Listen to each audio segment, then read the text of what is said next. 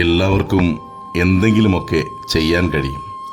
നാം ചെയ്യുന്നത് കുഞ്ഞു കാര്യമാണെങ്കിൽ കൂടിയും ആ കുഞ്ഞു കാര്യം കൊണ്ട് മറ്റുള്ളവരുടെ മുഖത്ത് പുഞ്ചിരി വിരിയുമെങ്കിൽ, നമ്മുടെ ജീവിതത്തിൽ സന്തോഷമുണ്ടാകുമെങ്കിൽ, ചുറ്റും സ്നേഹത്തിൻ്റെ അനുഭവം ഉണ്ടാകുമെങ്കിൽ, ആ കുഞ്ഞു കാര്യം എത്രയോ വലിയ കാര്യമാണ്.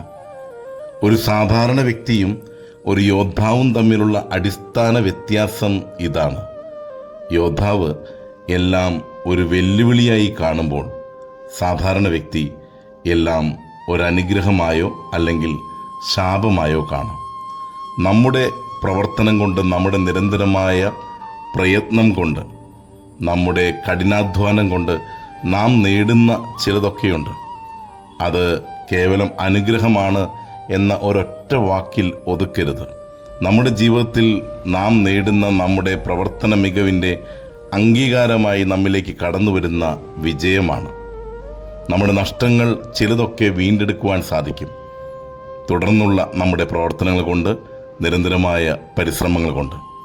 അതുകൊണ്ട് നാം തീരെ മോശക്കാരാണെന്ന് കരുതരുത്. നമുക്ക് സാധിക്കും ചിലതൊക്കെ നേടുവാൻ. നല്ല ഒരു ദിനമാണ് കാത്തിരിക്കുന്നത്. ആസ്വദിക്കാം. നേരുന്നു ശുഭദിനം.